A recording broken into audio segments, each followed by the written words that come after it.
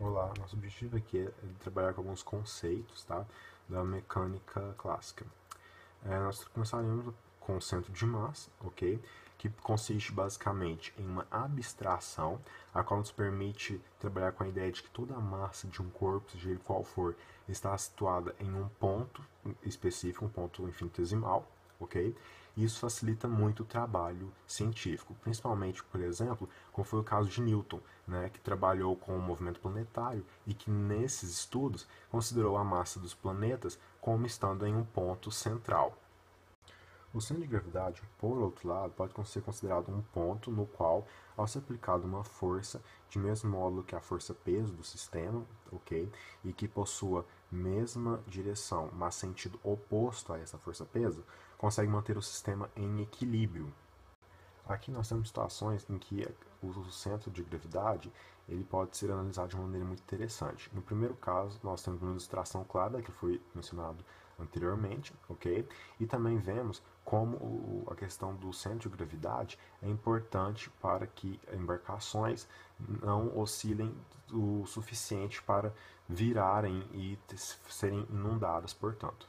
Existem situações em que o centro de gravidade e o centro de massa coincidem.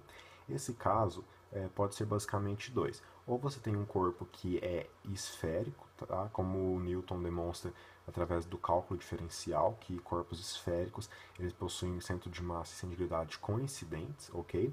Ou então esses corpos eles estarão presentes em um campo gravitacional uniforme, o que é uma condição necessária para corpos com massa distribuída de maneira não esférica.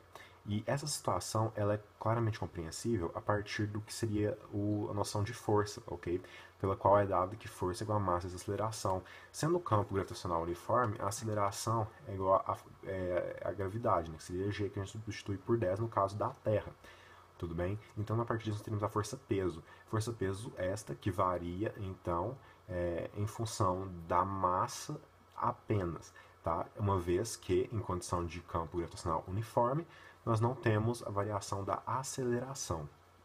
Quanto aos tipos de equilíbrio, nós temos o equilíbrio estável, tudo bem, que ocorre em situação em que um corpo, ao sofrer uma pequena oscilação ou movimento, acaba tendo seu centro de massa elevado, o que corresponde a uma tendência contrária à natural, que é de redução da energia potencial gravitacional, de maneira que o corpo retorna à sua posição original, né, de equilíbrio. E como exemplo de corpo que está em equilíbrio estável, nós temos o João Bobo. Em relação ao equilíbrio instável, o que você tem é um objeto que, ao sofrer então um pequeno movimento, acaba por ter o centro de massa reduzido, né? Tem a sua altura reduzida em relação ao referencial, de maneira que a energia potencial gravitacional ela também se reduz. Assim sendo, você tem um aumento da velocidade do corpo e a tendência a um movimento contínuo, de maneira que, por exemplo, ao final dessa meia-lua, o corpo chega a entrar inclusive em queda livre. Bom, em relação ao equilíbrio indiferente, nós podemos citar o exemplo de uma caneta sobre uma mesa, que ao ser movida, né, não tem o seu centro de massa variado em relação ao referencial, ele permanece a uma altura constante, de maneira que a energia potencial gravitacional é constante e o equilíbrio então é neutro ou indiferente. Bom, quanto ao experimento, aqui nós temos dois palitos, tá? Que vão servir de apoio para essa experiência e eles formam um ângulo θ com a horizontal, ok? Um ângulo θ que é positivo, devido ao fato de essa altura ser maior do que essa, né? Então existe uma inclinação aqui que é positiva. É, nós também temos para a realização do experimento o que seria algo próximo de dois cones colados pela base, tudo bem? Esses cones possuem aqui um ângulo que seria alfa, ok? E o ângulo que esses palitos formam entre si seria beta.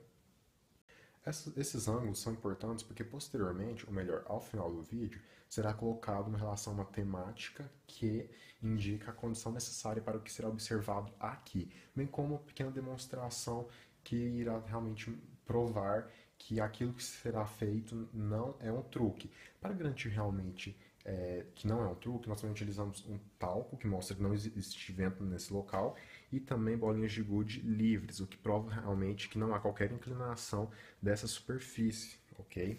Portanto, isso não é um truque de câmera. O que nós vemos ao colocar esse material é que ele rola ao longo desses palitos. O que existe interessante na situação é que esses palitos estão inclinados de maneira que esse cone, né, ou melhor, esses dois cones colados pela base, aparentemente estão se movendo de maneira contrária à força gravitacional, para então estarem subindo, algo semelhante a uma rampa, o que não ocorre, entretanto, já que na prática o que se verifica é um abaixamento do centro de massa dessa pequena estrutura que está aqui nas minhas mãos. Isso então será provado, como eu já disse, matematicamente no final do vídeo.